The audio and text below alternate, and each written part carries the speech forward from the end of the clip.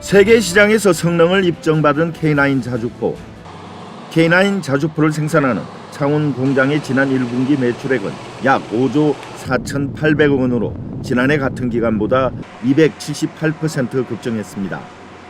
미국과 독일, 프랑스 등의 자주포보다 가격 경쟁력이 뛰어나고 성능도 훌륭해 동유럽을 중심으로 수출이 증가했기 때문. 동유럽으로 수출하는 K9 등 효자 수출 품목 때문에 이제 기인한 것 같고요. 저희 공장 가동은 지금 현재 풀 가동하고 있습니다.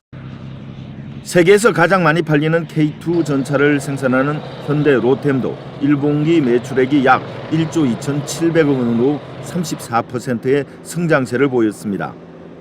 창원공단 방위산업체의 지난 1분기 수출액은 지난해 1분기보다 144% 늘어난 7억 9천만 달러.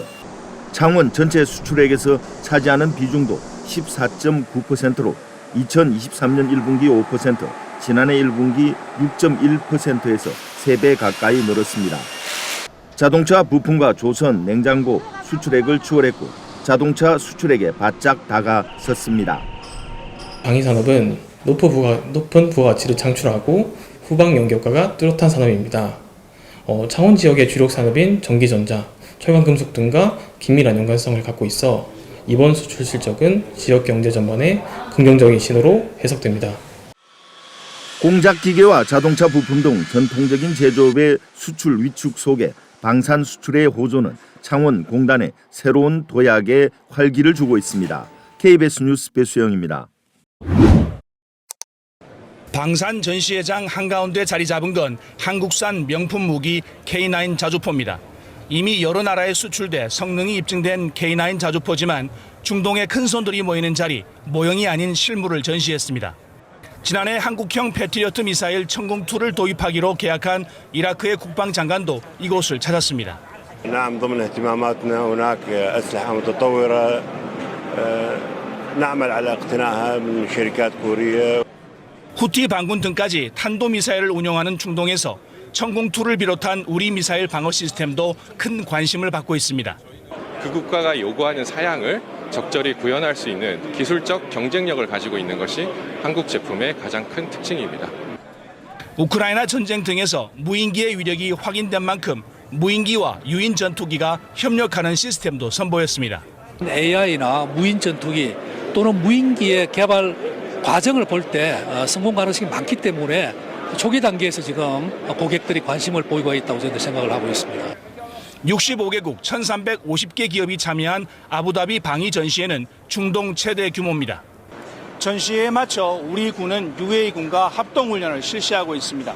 훈련에서 우리 무기의 우수함을 과시함으로써 K방산의 중동 공략을 측면 지원하고 있습니다. 아부다비에서 KBS 뉴스 김계영입니다. 발사대에서 치솟은 적의 미사일은 대기권을 벗어났다가 포물선을 그리면서 다시 대기권으로 진입합니다. 땅에 떨어지기 전 이때 공중에서 미사일을 요격해 적의 공격을 무력화시키는 것이 방어체계의 핵심입니다.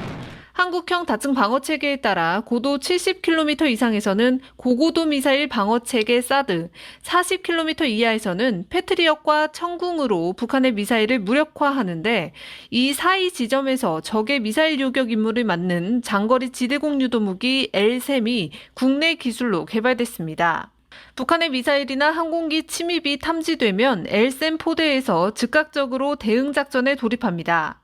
발사된 LSAM은 1단, 2단 추진체에 이어 전방 덮개가 차례로 분리되고 순간적인 운동 에너지를 최대치로 끌어올려 탄도탄을 요격해냅니다. 이때 정교한 위치 변환과 자세 조정으로 적의 무기를 타격해내는 이른바 직격 요격 방식은 10여 년간의 연구 끝에 국방과학연구소가 순수 국내 기술로 구현해냈습니다.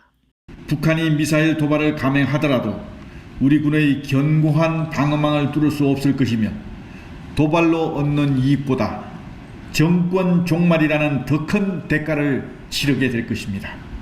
돔 형태로 북한의 장사정포에 대응하는 장사정포 요격체계와 중거리 지대공 유도무기 MSAM 등 저층 방어체계도 동시에 작동합니다. 상층 방어체계 LSAM. LSAM보다 더 높은 고도에서 더 넓은 범위를 방어할 수 있는 LSAM-2 고고도 요격 유도탄.